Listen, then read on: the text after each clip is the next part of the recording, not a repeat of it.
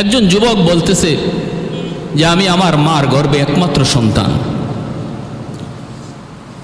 আমার মা আমাকে মানুষের বাড়িতে কামকাজ করে করে আমাকে স্কুলে ভর্তি করাইলেন।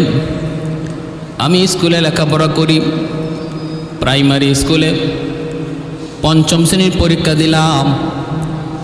একটু বোঝ হওয়ার পর দেখলাম মার একটা চোখ নাই, একটা চোখ গর্ত হয়ে আছে। আমি মাকে কিছু বলি না। মা আমাকে দেখার জন্য স্কুলে যান।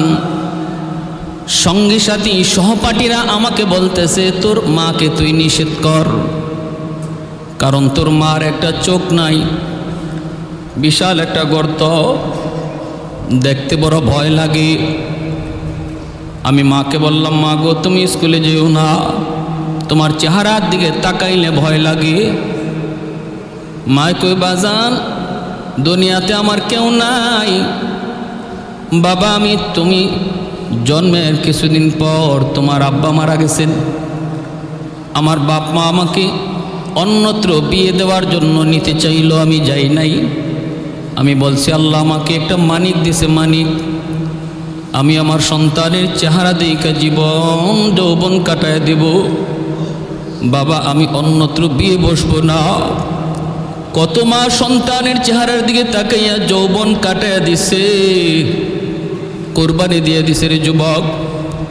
আজকে ওই মাটারে বইলা তুমি শহরে আনন্দে থাকতেছো, আজকে ওই মাটার কোনো খবর তুমি বুঝি নাও না।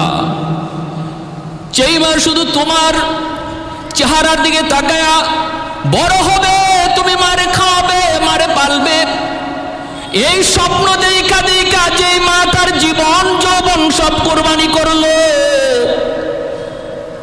ওই মা বলতেছে বাবা আমি যাই নাই, আমি মানুষের বাড়িতে কামকাজ কইরা তোমার লেখাপড়া করার সিদ্ধান্ত নিয়েছি।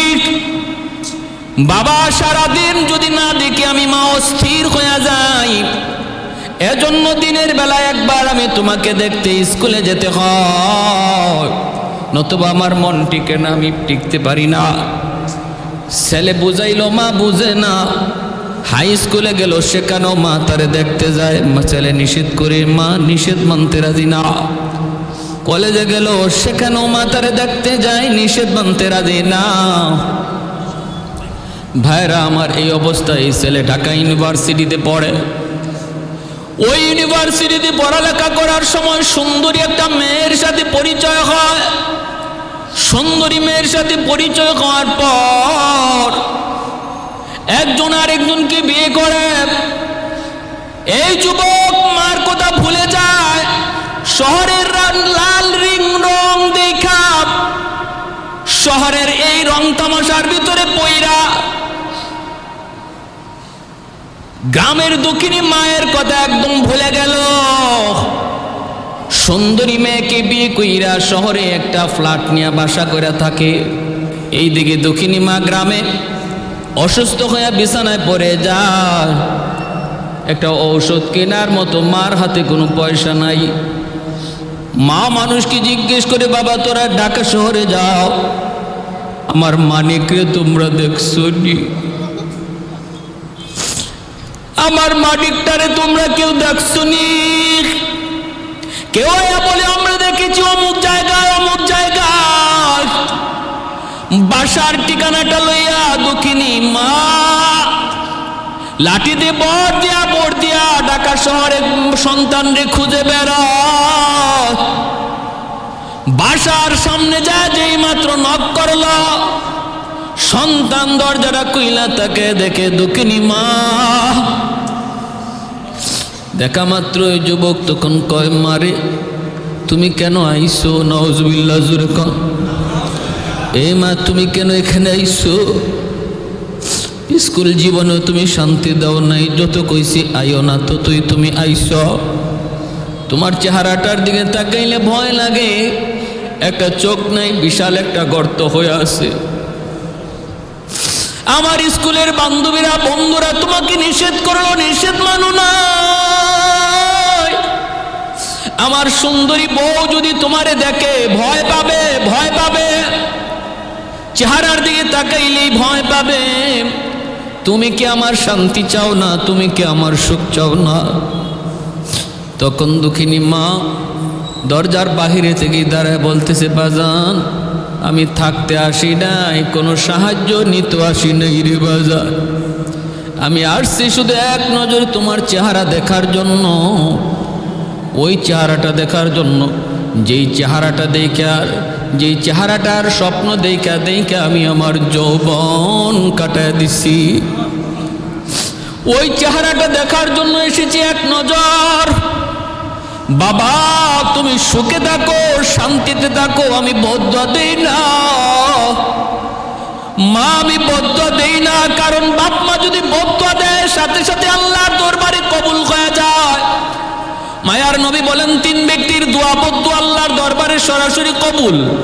সালাসাতুন দাওয়াতুম মুস্তাজাবাতুন লা শাক্কা ফীহ, দাওয়াতুল মাজলুম ওয়া দাওয়াতুল মুসাফির ওয়া দাওয়াতুল ওয়ালিদ আলা ওয়ালাদিহি। মজলুমের দোয়া বদদোয়া, মুসাফিরের দোয়া বদদোয়া, আর বাপ মার দোয়া বদদোয়া সন্তানের জন্য সরাসরি কবুল হয়ে যায়। মা কইতেছে আমি বদদোয়া দেই না রে বাজান, তুমি সুখে থাকো, শান্তিতে থাকো। আসছিলাম শুধু এক নজর দেখতাম, দেখে গেলাম। এই বইলা মা গ্রামে চলে গেল। ওই যুবক তার জীবন কাহিনীর ভিতরে সে লিখছে। এরপরে বেশ কিছুদিন পর আমার গ্রামের পাশেই একটা গ্রাম, ওই গ্রামে একটা অনুষ্ঠান। ওই অনুষ্ঠানে আমাকে তারা প্রধান মেহমান করল, কারণ আমি একজন অফিসার মানুষ। আমারে প্রধান অতিথি করছে, আমি গেলাম সেই অনুষ্ঠানে। অনুষ্ঠান শেষ হওয়ার পর মনে মনে ভাবলাম পাশের গ্রামটাই তো আমার নিজের গ্রাম, মারে একটু দেখা যায়।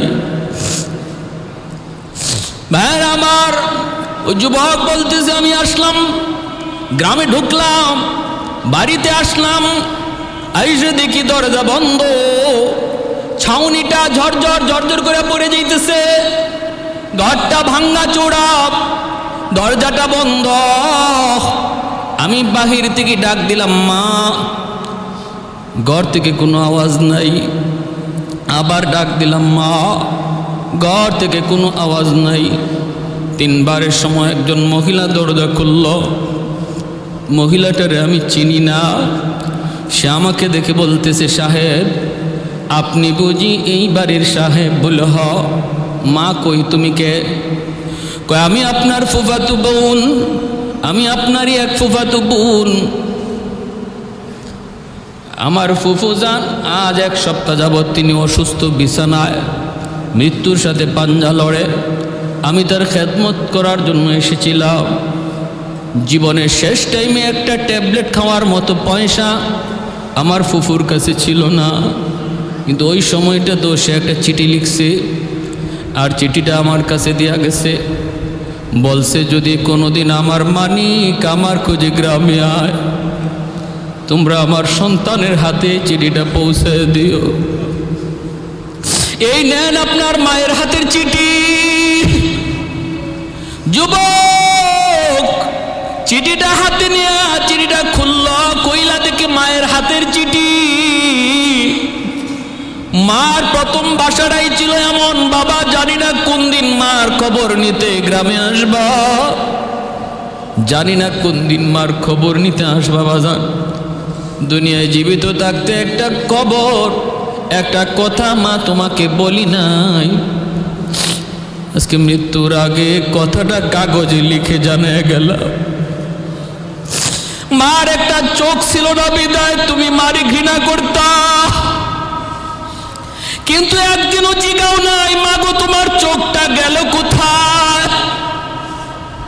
বাবা তোমার বয়স যখন 7 বছর টাইফয়েড জ্বর হয়, ডাক্তার বলেছিল তোমার একটা চোখ নষ্ট হয়ে গেছে, এই নষ্ট চোখটা উঠা যদি আর একটা চোখ এখানে বসানো না হয় তোমার দোনোটা চোখ নষ্ট হয়ে যাবে।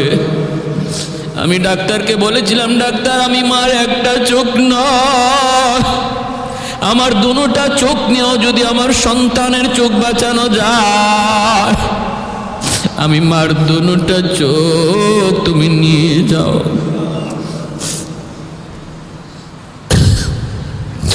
ওই দিন মা একটা চোখ দিয়া তোমার চোখ বাঁচাইছিলাম, আর ওই জায়গার চোখটা যে জায়গা গর্ত হয়ে আছে এই চোখটা তোমার চোখ লাগানো রে বাজার।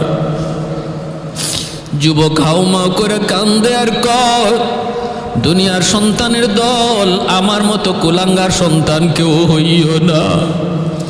আমি এখন রাস্তায় রাস্তায় মা মা কয়া ঘুরি,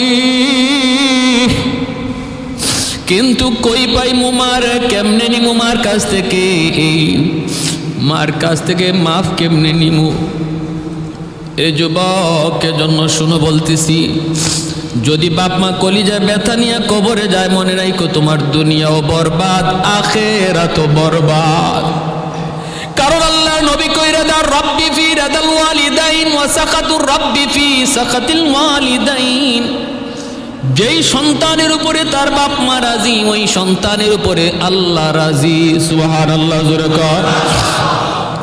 যেই সন্তানের উপরে বাপ মা নারাজ, এই সন্তানের উপরে আল্লাহ নারাজ, আল্লাহ নারাজ।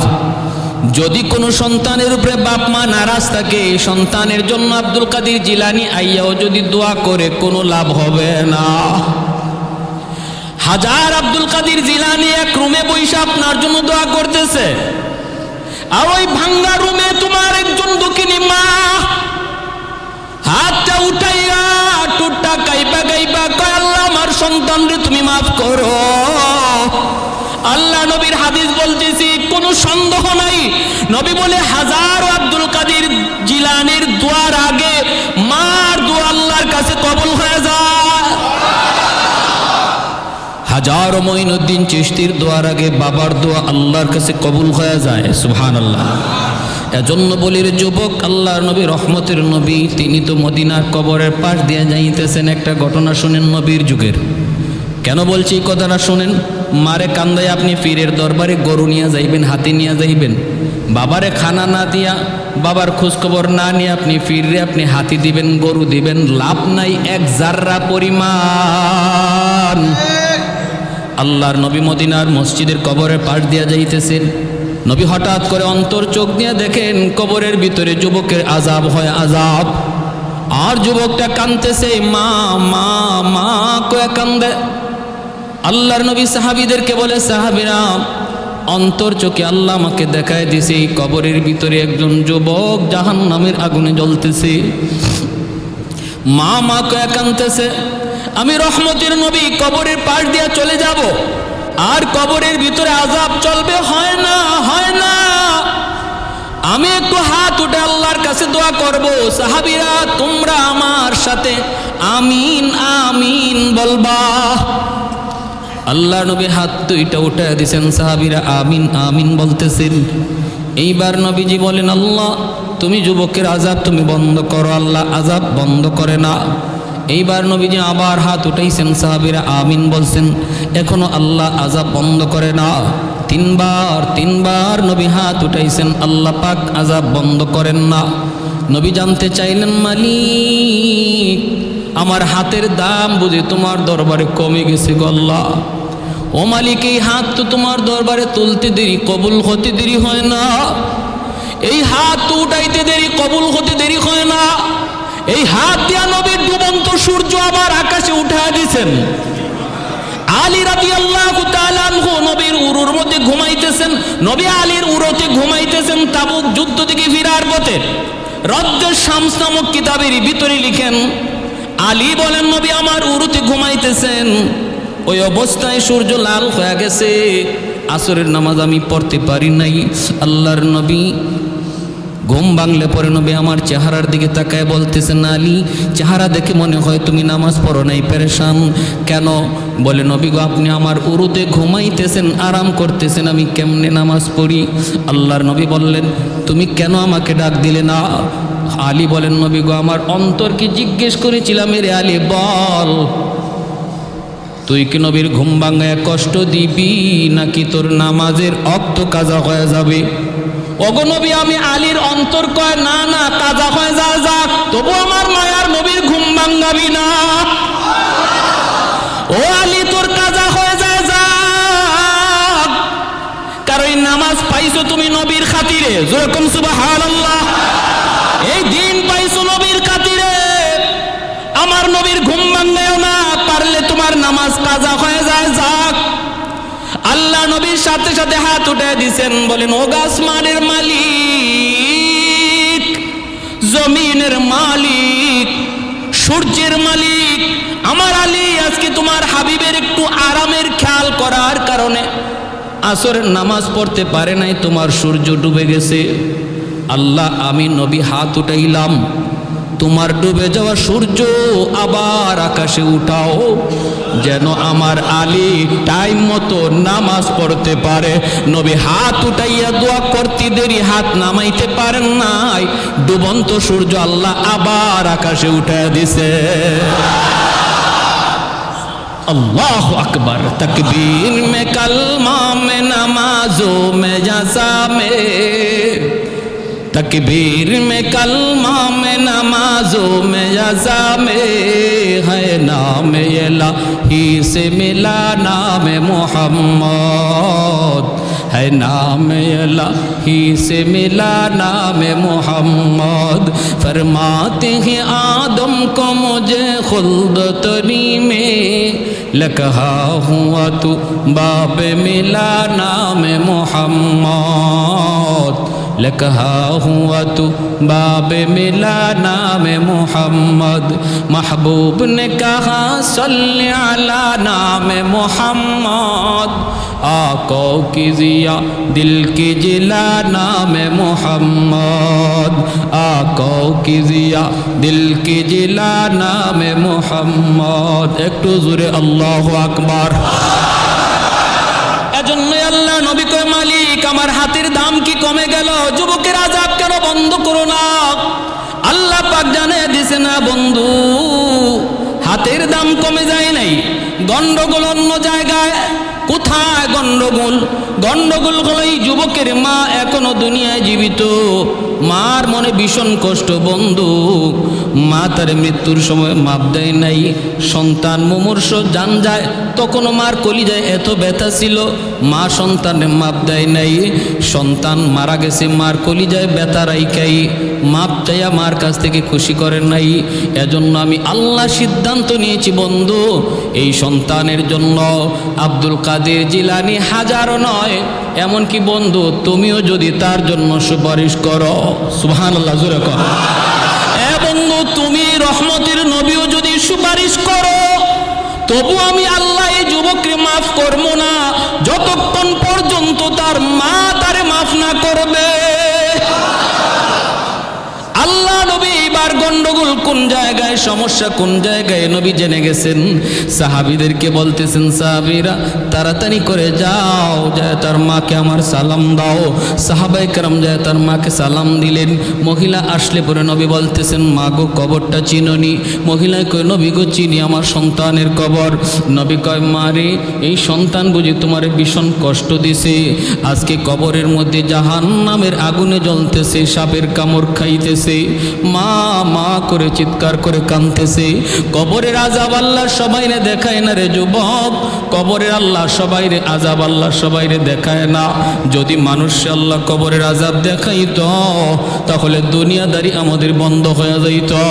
কবরের আযাব যদি আল্লাহ মানুষের শুনাইতো তাহলে ব্যবসা বাণিজ্য বন্ধ হয়ে যাইত, সন্তানের গলা দিয়া ভাত ঢুকতো না, খানা ঢুকতো না। যদি কবরে বাবার আযাব দেখতো, যদি মায়ের চিৎকারের আওয়াজ শুনতো। এজন্য আল্লাহ মানুষের চোখের আড়াল করে রাখছে দুনিয়াদারির নিজাম ঠিক রাখার জন্য। কিন্তু আল্লাহর নবী কয় এই মানুষ আর জিন ছাড়া পশু পাখি সব তারা কবরের আযাবের আওয়াজ শুনতে পায়। এজন্যই দেখবেন কবরস্থানে মাঝে মাঝে গরু ছাগল দৌড় দেয়, আসেনি না নাই জোরে কর? গরু ছাগল দৌড় দেয়, হায়ওয়ানাত শুনতে পায়, মানুষকে আল্লাহ শোনায় না, কারণ দুনিয়ার নিজাম ঠিক রাখা লাগবে। কবরের আওয়াজ যদি শুনতে পায় 1 মাইল 2 মাইলের ভিতরে কেউ বাড়ি বানাবে না। কবরস্থান দেখা যায় এর ভিতরে কেউ বাড়ি বানাবে না। দিনের রাতের বেলা কবরের পাশ দিয়া যাবে দূরের কথা, দিনের বেলাও কেউ কবরের পাশ দিয়া যাইতো না।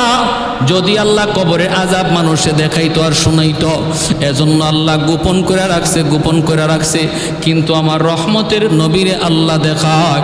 নবী বললেন, ও মা, আমি দেখতেছি তোমার সন্তান কেমন আযাব ভোগ করতেছে, কেমন কষ্ট পাইতেছে রে মা। আমি তো আল্লাহর কাছে তার জন্য সুপারিশ করেছিলাম, আল্লাহ আমার সুপারিশ কবুল করে নাই। আল্লাহ বলেছে, তুমি মা যদি তারে মাফ না করো, আমি রহমতের নবীর সুপারিশও আল্লাহ কবুল করবে না। ও মা, তুমি একটু মাফ করে দাও, সন্তান তো তোমার 10 মাস 10 দিন তুমি পেটে নিয়েছো, কত রাত সন্তানের মাথার পাশে দাঁড়ায় রাত কাটায় দিচ্ছ, অসুস্থ সন্তানের মাথার পাশে দাঁড়ায় কত বাবা রাত কাটাইছে। কত বাবা, যুবক, আজ যেই বাবারে তুমি কষ্ট দিতেছো, এই বাবা কত রাত হাসপাতালে তোমার বেডের পাশে দাঁড়ায় কাটাইছে, হিসাব নাই। তোমার এই খবর নাই। আজকে নিজের সন্তানের প্রতি যতটা দরদ, একটু চিন্তা করে দেখো, এতটা দরদ, এতটা ভালোবাসা তোমার বাপ মার অন্তর তোমার প্রতি রয়েছে। কারণ সন্তান যত বড়ই হয়, বাপ মার কাছে কোনোদিন বড় হয় না। সন্তান বাপ মার কাছে সর্বদা বাবুই থাকে, ছোটই থাকে। এজন্য ভাইয়েরা মনে রাখবা, আল্লাহ নবী যখন মহিলাকে অনুরোধ করতেছেন, মহিলা মাথাটা নিচের দিকে দিয়ে দিছে, কথা কয় না। আল্লাহ নবী কয়, মারে তুমি তারে মাফ করে দাও। মহিলা মাথা নিচের দিকে দিয়া দিছে, আর কথা কয় না।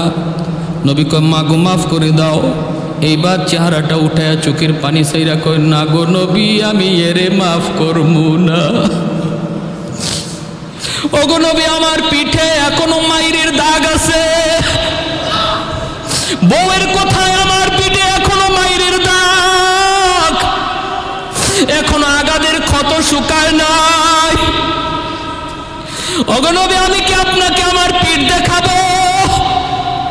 আল্লাহ নবীর চোখ থেকে দর দর করে পানি পড়ে নবী কান্দেন, সাহাবায়ে কেরাম কান্দেন। এই যে মদিনার জান্নাতুল বাকির সামনে দৃশ্য, আল্লাহ নবী কান্দেন, সাহাবীরা কান্দেন। ওই অবস্থায় মায়ার নবী, রহমতের নবী দেখতেছেন মহিলা মাফ দিবে না, আর আল্লাহও মাফ করবে না। নবী পড়ে গেলেন বিপদে, কারণ নবী তো রহমতের নবী, উম্মতের সুপারিশকারী নবী। উম্মতের বিপদ দেখার পরও নবী এখান থেকে চলে যেতে পারেন না, উদ্ধার না করে। এবার আমার নবী, রহমতের নবী, আল্লাহ মালিক, সন্তান বুঝি এমন হয়, আমি নবী তা জানতাম না। আমি আমার মা পাই না, আমি আমার বাবা পাই না, আর মা পাইয়া সন্তান বুঝি মার এত কষ্ট দেয়। মালিক, আমি এতটা জানতাম না। আল্লাহ, মার দিলটা শক্ত হয়ে গেছে, কেমন করে মার দিলটা নরম করি মালিক, তোমার কাছে একটা আবদার জানাই। আল্লাহ কয়, কি আবদার কও? আল্লাহ, আমি জানি বাপ মার দিল যত শক্ত হোক, যদি সন্তানের বিপদ নিজের চোখে দেখে বাপ মার দিল নরম হয়ে যায়। কারণ সন্তানের বিপদ বাপ মা সইতে পারে না। ও আল্লাহ, কবরের আযাবের দৃশ্যটা আমারে যেইভাবে দেখায় দিছ, এইভাবে তার মারেও তুমি দেখায় দাও। কারণ আমি নবীর বিশ্বাস, মা যদি নিজের চোখে দেখে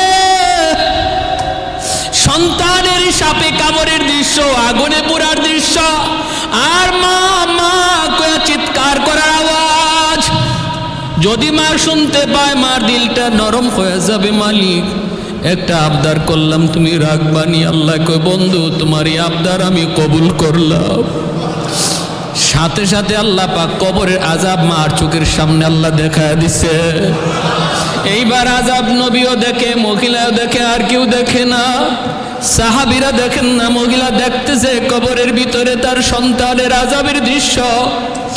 আর মা কয়া ডাকটা যেই কানে আসছে, সাথে সাথে দিলটা নরম হয়ে গেছে। কারণ যুবক মনে রাখো, মারে 500 টাকা দিয়া তুমি শাড়ি কিনে দিবা, এর চেয়ে বেশি খুশি হয়ে যাবে যদি মারে আম্মা কয়া 5 বার ডাক দিতে পারো। এ যুবক, মুখ পইরা আব্বা কইয়া ডাক দাও, বাবার দিল খুশি হয়ে যাবে। মুখ পইরা আম্মা কইয়া ডাক দাও, মার দিলটা খুশি হয়ে যাবে। কারণ বাপ মারে আম্মা কইয়া যত বেশি সন্তান ডাক দেয়, বাপ মার দিল তত বেশি খুশি হয়। যখনই বাপ মার দিলটা তুমি আম্মা আব্বা কইয়া ডাক দেয়া খুশি কইরা নিবা, আর শাহজিমের মালিক কয় বন্ধু জানিয়ে দাও, যেই মুহূর্তে তার বাপ মা তার উপরে খুশি হবে, ওই মুহূর্তে আমি আল্লাহ তার উপর খুশি হয়ে যা। বাপ মার খুশির উপরে আল্লাহ খুশি, বাপ মার অসন্তুষ্টের উপরে আল্লাহ অসন্তুষ্ট। যেই মাত্র মা এই দৃশ্য দেখছে, তখনই মা কই নবী গো, ওগো নবী, আমার আল্লাহরে বলে না যা বন্ধ করতো, আমি আমার সন্তানের উপরে যত কষ্ট আছিল সব ভুলে গেলাম। মায় মাফ করতে দেরি হয়েছে, আযাব বন্ধ হতে দেরি হয় না। একটু জোরে করুন সুবহানাল্লাহ। লা ইলাহা ইল্লাল্লাহ, লা ইলাহা ইল্লাল্লাহ।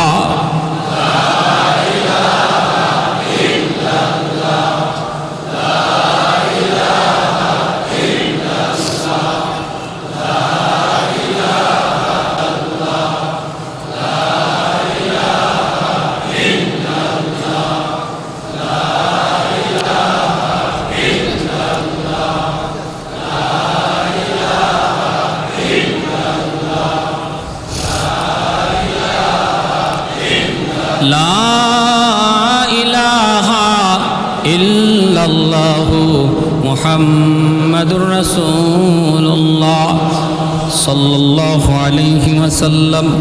ভাইরা, আর লম্বা করতেছি না, 5টা আমলের কথা বলছিলাম। কয়টা? আমাদের বাপ মার জন্য সন্তান হিসেবে আমরা আমল করব কয়টা? 1 নম্বর আসসালাতু লাহুমা, তাদের জন্য বেশি বেশি করে দোয়া করব, যেই দোয়াটা আল্লাহ কোরআনে শিখাইছেন, রাব্বির হামহুমা কামা রাব্বায়ানি সগীরা। নামাজের মধ্যে এই দোয়া করব, নামাজের বাইরেও এই দোয়া করব। হাঁটতেছি বাপ মার কথা ইয়াদ হইছে, রব্বির হামহুমা কামা রাব্বায়ানি সগীরা। এই দোয়াটা শিখাইছেন কে? আর একটু জোরে কে? যিনি দরখাস্ত মঞ্জুর করবে। আমি চাকুরির জন্য দরখাস্ত দিছি, যে মালিকের কাছে, ফ্যাক্টরির মালিকের কাছে দরখাস্ত দিছি। এই মালিক যদি অসংখ্য প্রার্থীর ভিতরে একজনের ডাক দিয়ে আইনা বলে যে তুমি কেন আসছো, বলে স্যার আপনার ফ্যাক্টরিতে চাকরি নেওয়ার জন্য। কি করবা? বলে দরখাস্ত দিব। মালিক যদি বলে আমার কাছে দরখাস্ত লিখবা, আসো আমি তোমারে দরখাস্ত শিখাইয়ে দিই। সে যদি তারে দরখাস্ত শিখাইয়ে দেয় যে আমার কাছে দরখাস্ত এইভাবে এইভাবে লিখবা, তাহলে বোঝা গেল আর কেউ চাকরি হোক না হোক ওরটা হবে 100%, ঠিক না? আল্লাহ বলে সন্তান তুমি তোমার মা বাবার জন্য দোয়া করবা, আসো আমি আল্লাহ তোমারে দোয়া শিখাইয়ে দেই। আমার কাছেই তো দোয়া করবা, আমার কাছেই তো দোয়া করবা, আমি আল্লাহ শিখাইয়ে দেই কেমনে দোয়া করবা। বলো রব্বির হামহুমা কামা রাব্বায়ানি সগীরা। আল্লাহ পাক পবিত্র কোরআনের সূরা বনী ইসরাঈলের মধ্যে বলেন, ইম্মা ইয়াবলুগান্না ইনদাকাল কিবারা আহাদুহুমা আও কিলাহুমা ফালা তাকুল লাহুমা উফ ওয়ালা তানহারহুমা ওয়া কুল লাহুমা কাওলান কারীমা ওয়াকফিদ লাহুমা জানাহাদ যুল্লি মিনার রাহমা ওয়া কুর রাব্বির হামহুমা কামা রাব্বায়ানি সগীরা। আল্লাহর কাছে এই দরখাস্ত আমরা দিমু বাপ মার জন্য। এই দরখাস্ত লেখার সিস্টেম শিখায় দিয়েছেন কে? তাহলে এইভাবে দোয়া করলে আল্লাহ দোয়া কবুল করবে 100%। এই ইয়াকিন আছে তো ইনশাল্লাহ? এজন্য নামাজের মধ্যেই দোয়া করব, নামাজের পরে ইমাম সাহেবের সাথে দোয়া করব। ইমাম সাহেব পড়বেন, হুজুর পড়বেন, আমিও মুখে মুখে পড়ব। রব্বির, শুধু আমিন বলবো না, আমিও মুখে মুখে পড়ব, রব্বির হামহুমা কামা রাব্বায়ানি সগীরা। ভাইরা বন্ধুরা, একটা বিষয়ের মধ্যে এত লম্বা করা যাবে না। 2 নম্বর হলো ওয়াল ইস্তিগফারু লাহুমা। আল্লাহর নবী কই 2 নম্বরের যুবক বাপ মার জন্য বেশি বেশি করে দান সদকা করো।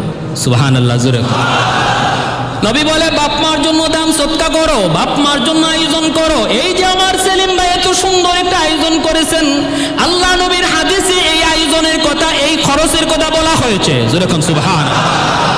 এ যুবক, এই আয়োজনটার কথা, এই খরচটার কথাই করা হয়েছে হাদিসে।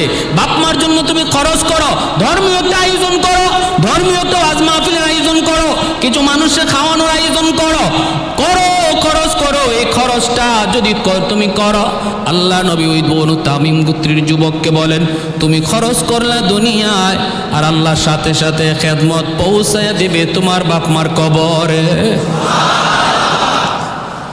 যেন তুমি দুনিয়াতেই খেদমত করছো, তুমি যা চাইছিলা করতে, আল্লাহ তা কবরে পৌঁছে দিবে।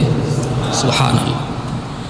ইনফাযু আহদিহিমা মিন বাদিহিমা, 3 নম্বরে নবী বলেন, মা বাবার যদি কোনো ওয়াদা থাকে, বাপ মার কোনো ওয়াদা যদি থাকে, কোনো মসজিদে, কোনো মাদ্রাসায়, অথবা কোনো প্রতিষ্ঠানে, অথবা কোনো ব্যক্তিকে কিছু দেওয়ার, হাদিয়া দেওয়ার ওয়াদা যদি থাকে, ওই ওয়াদাটা তুমি পূরণ করো। অথবা বাপ মার কোনো ঋণ যদি থাকে, ঋণ তুমি শোধ করো। এটা হলো সন্তানের উপরে বাপ মার পাওনা, বাপ মার ঋণ তুমি শোধ করো। এ ভাই, ঋণের ভিতরে সবচেয়ে বড় ঋণ হলো, তোমার বাবা যদি তোমার কোনো চাচার অংশ ঠকায় থাকে, রে যুবক, বাবার নামে 10টা 20টা গরু জবাই করার আগে চাচার অংশ তুমি ফিরায় দাও, নতুবা কবরের আগুন নিভবে না। বাবা যদি তোমার কোনো ফুফুর অংশ ঠগায় থাকে, অর্থাৎ তোমার বাবা যদি তার কোনো বোনের অংশ না দিয়া থাকে, তুমি যদি বাবার নেক সন্তান হও, কবরের আগুন নিবাইতে চাও, তুমি তাড়াতাড়ি করে তোমার ফুফুরে ডাকো, ফুফাতো ভাই বোনরে ডাকো, ডাইকে তুমি সম্পদ বুঝায় দাও। কারণ এই বাবা তোমার মহব্বতে পইরা এই অন্যায়টা করেছিল, আজকে আল্লাহ তোমারে সহি বুঝ দিছে, সম্পদ লইয়া বাবা কবরে যাইতে পারে নাই, তুমি ওই সম্পদ লইয়া কবরে যাইতে পারবা না। অতএব বাবা যদি কোনো অন্যায় করে থাকে কারো প্রতি, তুমি দ্রুত সেটা সমাধান করে বাবার কবরের আগুন নিবাও।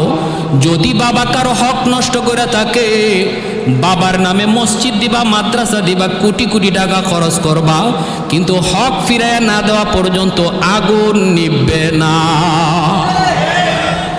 খুব খতরনাক, সঙ্গীন এক বিষয়। যদি কোনো হক তার দ্বারা নষ্ট হয়ে থাকে, সন্তান হিসাবে তুমি সেটা খুঁজে খুঁজে বের করে এটা আগে তাড়াতাড়ি শুট করো, তাড়াতাড়ি এই মামলা ডিসমিস করো। কারণ এই মামলার রায় আল্লাহ নিজের থেকে দিবেন না। আল্লাহ বলবেন, বান্দা আমি জানি না, কারণ এটা ওর বিষয়, এটা হকুল ইবাদ, এটা হকুল্লাহ, আমি আল্লাহর হক নয়, আমার একটা হক নষ্ট করেছো, যাও তোমার সন্তানের দানের খাতিরে মাফ করে দিলাম, কিন্তু এটা তো তুমি আরেক বান্দার হক নষ্ট করেছিলা। আজ আমি আল্লাহর আদালতে, সে যদি মাফ দেয় তাহলে আমি আল্লাহ তোমারে মাফ করে দিব। তখন আমার আপনার বাঁচার কোনো উপায় থাকবে? কারণ হাসরের মাঠে কেউ কারো মাফ দিবে না, কেউ কাউরে। আরে আমার এত আদরের স্ত্রী, যার জন্য জীবন, যার জন্য মরণ, সেই স্ত্রীটা পর্যন্ত হাসরের মাঠে বিপদে পড়ে বলবে, তুমি যে আমার স্বামী, আমি তোমার চিনি না। সন্তান বলবে, বাবা চিনি না, বাবা সন্তানরে বলবে চিনি না। এত বড় কঠিন হালত। ইনফাযু আহদিহিমা মিন বাদিহিমা সিলাতু, 4 নম্বরে নবী বলেন, সিলাতুর রাহমিল্লাতি লা তুসালু ইল্লা বিহিমা। 4 নম্বরে নবী বলেন, রে যুবক, তোমার বাবার যারা আত্মীয় স্বজন, বাবার যারা আত্মীয় স্বজন, তাদের খোঁজ খবর রাখো, তাদেরকে সাহায্য সহযোগিতা করো, তাদের সুখে দুঃখে পাশে থাকো।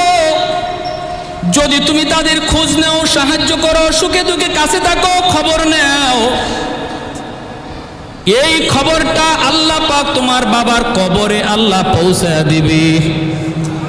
যেন তুমি তোমার বাবারই খোঁজ খবর নিছ, যেন তুমি তোমার বাবারই সেবা করছো, খেদমত করছো। এজন্য যারা বাবা হারাইছি, বাবার আত্মীয় চাচা, বাবার আত্মীয় ফুফু, চাচাতো ভাই বোন, ফুফাতো ভাই বোন, তাদের যখনই খোঁজ নিব সাথে সাথে আমার বাবার কবরে আল্লাহ আমার খেদমত পৌঁছায় দিবে।